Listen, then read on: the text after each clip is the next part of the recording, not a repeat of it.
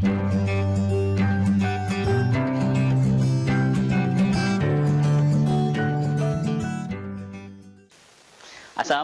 warahmatullahi wabarakatuh. Bertemu lagi bersama saya Ade Sarif Hidayatullah. Nah, kali ini kita masih membahas tentang manajemen operasional.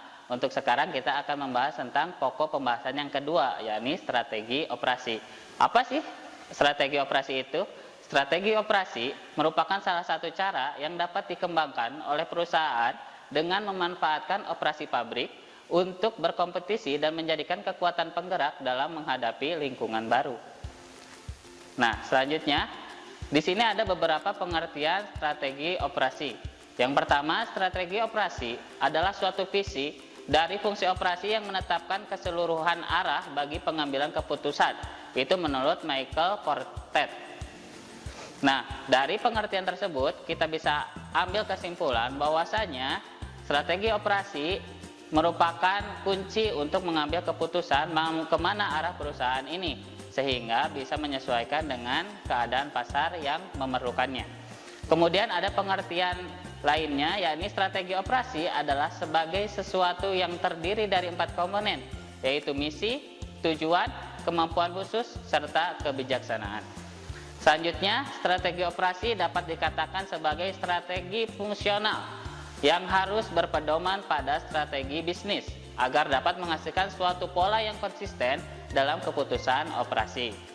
Pengertian berikutnya adalah semakin konsisten keputusan yang dihasilkan, maka semakin besar daya dukungan terhadap strategi bisnis dan akan memberikan hasil yang lebih baik. Intinya, dari berbagai macam pengertian tersebut, strategi operasi adalah kegiatan-kegiatan yang kita lakukan atau kita susun, rencana-rencana yang kita susun untuk menghasilkan fungsi-fungsi perusahaan yang lebih baik sehingga tujuannya dapat tercapai. Kemudian kita lihat di sini ada bagan mulai dari strategi bisnis, strategi operasi, analisis internal, eksternal, keputusan taktikal, hasil. Kemudian di dalamnya ada misi operasi, kemampuan khusus, tujuan operasi, dan kebijakan operasi. Berikut penjelasannya. Nah, strategi bisnis adalah menjelaskan bagaimana usaha bisnis bersaing. Strategi bisnis perlu disesuaikan dalam menghadapi perubahan lingkungan yang terjadi. Tentu saja karena kalau misal dulu tahun 2000 kita masih menggunakan CD atau compact disk untuk menyimpan file. Sekarang udah tidak zaman, kita menggunakan hard disk eksternal, flash disk, dan sebagainya yang lebih simpel. Kenapa? Karena zaman terus berkembang sehingga kita harus bisa mengikuti perkembangan tersebut.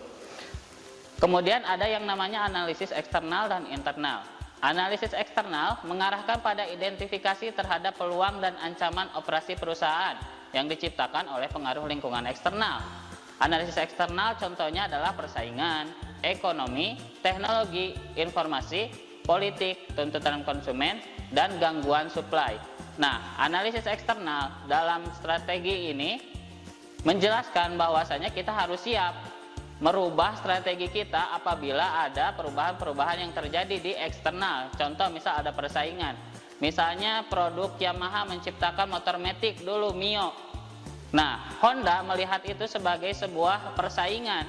Maka dia harus mengikuti perkembangan tersebut sehingga dia menciptakan motor maticnya sendiri. Yang bisa kita lihat sekarang begitu banyak variannya. Yamaha begitu juga melihat Honda semakin banyak perkembangan, dia juga melakukan perubahan-perubahan pada produksinya. Itulah yang disebut analisis eksternal. Kita melihat faktor-faktor eksternal yang bisa mempengaruhi pada kegiatan operasional atau kegiatan perusahaan kita.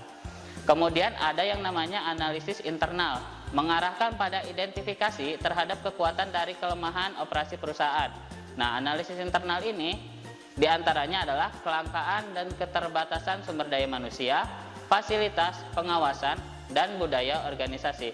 Nah, analisis internal ini lebih kepada kelemahan yang ada pada perusahaan tersebut apa sih? Kita harus bisa menganalisisnya sehingga kita bisa melakukan improvement atau perubahan-perubahan terhadap kekurangan-kekurangan tersebut sehingga perusahaan akan mencapai hasil yang maksimal. Kemudian ada yang namanya misi operasi. Apa sih misi operasi? Misi yang menjelaskan tujuan dari fungsi operasi dalam kaitannya dengan strategi bisnis. Misi harus menyatakan prioritas di antara tujuan operasi. Tentu saja misi itu adalah langkah-langkah yang dilakukan perusahaan. Apa saja langkah yang harus dilakukan perusahaan untuk mencapai tujuan perusahaan itu. Misalnya kita melakukan pemasaran. Pemasaran itu harus bagaimana? Apakah secara online atau harus face to face secara langsung kepada pelanggan, atau kita mengadakan promo besar-besaran dan sebagainya. Itu adalah misi-misi operasi, tergantung perusahaan itu membutuhkannya seperti apa. Kemudian ada yang namanya kemampuan khusus operasi. Kemampuan khusus operasi adalah menciptakan operasi yang diunggulkan secara relatif dari para pesaing. Kemampuan khusus operasi menghasilkan keunggulan bersaing dan menjadi inti dari strategi operasi. Kemampuan khusus dapat dirumuskan dalam bentuk tujuan operasi. Misal, biaya rendah, kualitas tinggi, pengiriman terbaik, dan fleksibilitas yang tinggi. Kemudian ada tujuan operasi. Nah, tujuan operasi ini ada 4 macam. Yang pertama biaya, yang kedua adalah kualitas, yang ketiga adalah fleksibilitas, dan yang keempat adalah pengiriman dan pelayanan. Apa biaya itu? Termasuk di dalamnya adalah biaya produksi, biaya penyimpanan persediaan, biaya lain-lain yang timbul dari penggunaan sumber daya. Jadi operasional itu harus diperhitungkan. Kira-kira biaya ini akan memakan seberapa banyak? Apakah bisa ditekan atau bisa dikurangi? Maka itu harus dipikirkan sebaik-baiknya oleh seorang manajemen operasional. Yang kedua adalah kualitas, nilai produk atau kegunaan yang dapat dirasakan oleh konsumen. Seorang manajer operasional juga harus memikirkan kualitas barang atau produk yang dia hasilkan harus diterima oleh konsumen. Jangan sampai dia asal-asal memproduksi, tapi pada akhirnya konsumen kecewa dan tidak mau lagi membeli produk tersebut. Kemudian ada yang namanya fleksibilitas. Dalam pemrosesan produk, perubahan kapasitas dan sebagainya, kita sebagai seorang perusahaan atau pelaku usaha harus fleksibel. Ketika pasar meminta A, maka kita harus bisa beradaptasi dengan permintaan tersebut. Apakah kita melakukan hal ini, hal itu? Perusahaan harus bisa fleksibel atau menyesuaikan diri sesuai dengan keadaan pasar pada saat itu. Kemudian ada namanya pengiriman dan pelayanan, yang diantaranya adalah kemampuan operasi untuk menyuplai barang tepat pada saat dibutuhkan. Nah, pengiriman dan pelayanan ini dimaksudkan bahwasanya ketika konsumen meminta, kita harus sudah siap barangnya. Jangan sampai ketika konsumen meminta barang kita atau mau membeli produk kita tidak ada, maka konsumen akan berpikiran untuk membeli produk yang lain.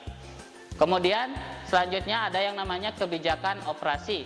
Kebijakan operasi merupakan penjabaran atau penjelasan bagaimana tujuan akan dicapai yang menyangkut proses, kapasitas, kualitas, persediaan, dan barisan kerja.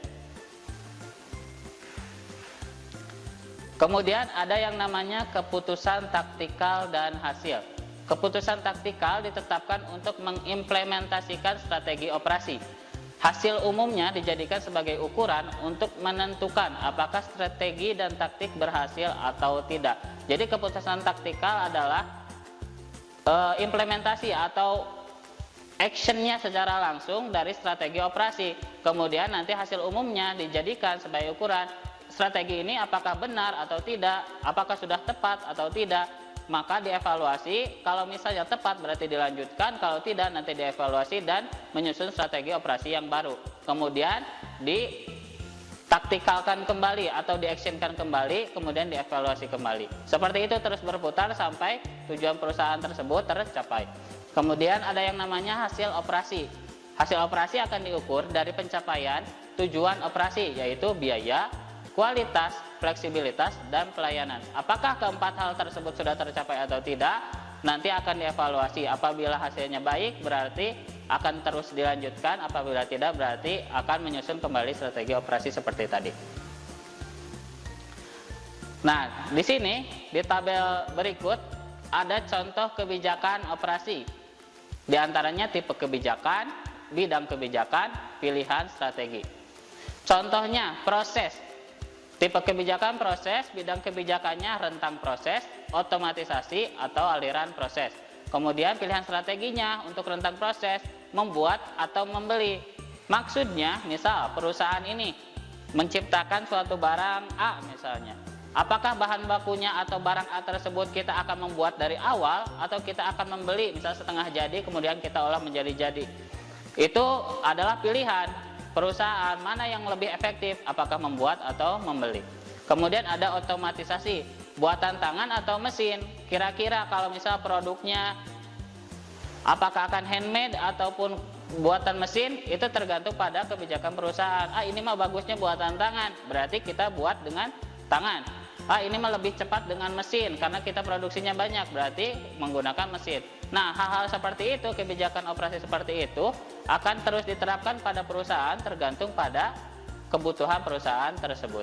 Selanjutnya ada yang namanya tipe strategi operasi. Di sini kita lihat ada strategi bisnis, strategi A dengan biaya rendah, strategi B dengan inovasi produk. Jadi perusahaan bisa memilih apakah mau menjual barang dengan harga murah ataupun menjual barang dengan penuh inovasi atau pembaharuan. Kita contohnya seperti di tabel. Di sini ada kondisi pasar. Strategi A dengan biaya rendah, sensitif terhadap harga, pasar sudah jenuh, volume tinggi, standarisasi. Strategi A bisa diterapkan ketika ada 4 poin yang ada di tabel. Misal, sensitif terhadap harga, pasar sudah jenuh, volume tinggi, standarisasi. Ketika 4 poin ini atau 4 kejadian ini terjadi di pasar kita, maka kita bisa menggunakan strategi A atau menggunakan biaya rendah. Kita bisa menjual barang dengan harga-harga murah ketika 4 hal tersebut terjadi. Kemudian ada strategi B, inovasi produk. Ada 4 hal juga. Yang pertama, sensitif terhadap produk features. Kedua, pasar baru. Ketiga, volume rendah. 4, sesuai permintaan. Contohnya sesuai permintaan. Ketika pasar menginginkan misal sebuah handphone yang lebih canggih, maka perusahaan bisa melakukan inovasi dengan strategi tipe B, ya ini melakukan inovasi pada produk ponselnya. Apakah jaringannya akan dinaikkan menjadi 5G atau misalnya RAM-nya dinaikkan menjadi 8GB, itu bisa menggunakan strategi B, yakni inovasi produk, sehingga perusahaan dapat memenuhi keinginan konsumen.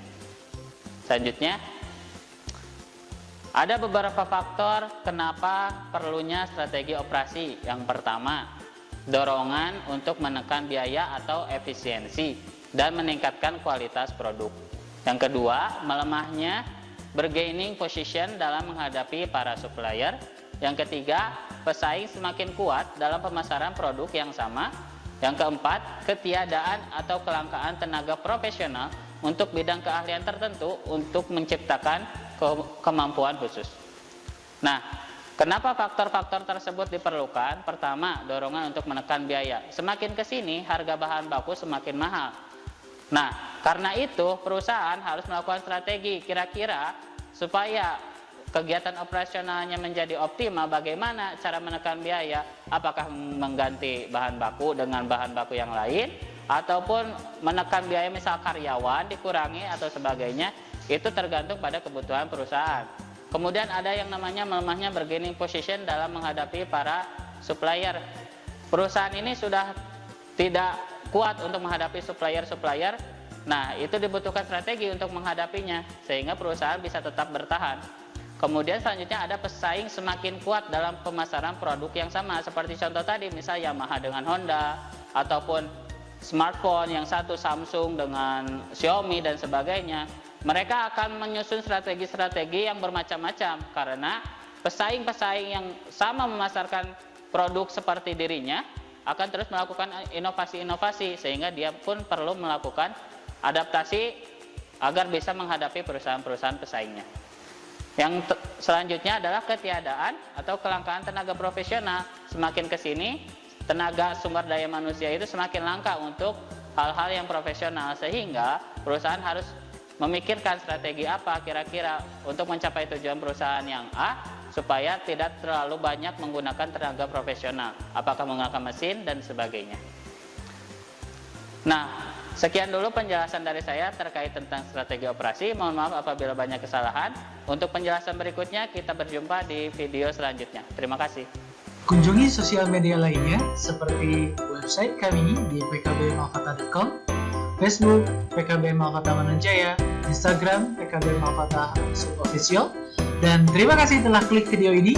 Jangan lupa like, comment, share, and subscribe untuk menunjukkan dukungan kamu terhadap channel ini. Enjoy the video, PKB Malkata.